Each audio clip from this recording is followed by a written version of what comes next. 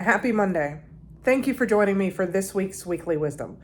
Now, last week we had a video that was all about crucial conversations and the stories we tell ourselves. And I have to say, I got a lot of love for that video. And I feel like it was less me and more of the topic, maybe, because we know that stories connect, that we create these stories in our head. So we're going to continue the conversation about the stories that we tell ourselves.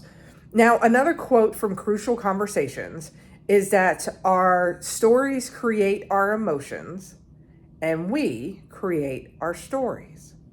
So whenever we think about the message last week about the fact that we create stories and the stories lead into anything, then we can agree that when we're creating the stories are feeding into our emotions. So let's look at this from a leadership perspective instead of from an individual perspective. So one of my employees is coming in late. Never really had an issue with them coming in late before, but I'm noticing they're coming in late a lot. And I overheard them talking to one of their peers about this great party that they went to last night. What is the story that I'm connecting? What is it that I'm creating in my head?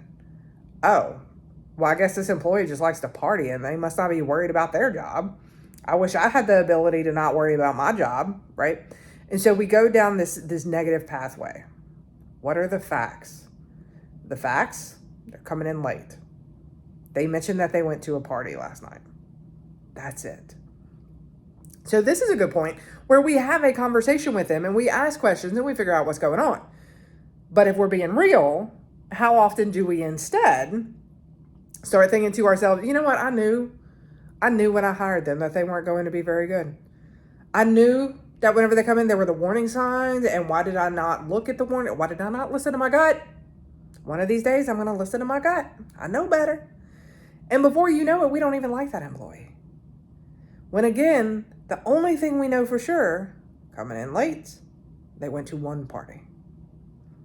And so when we talk about the fact that our stories create our emotions and we create our stories, it's always going back to look at that. What do I know for a fact? The next time you find yourself creating a story about someone, ask yourself, what do you know for a fact? This is something that we're going to talk through over the next couple of weeks because it's important.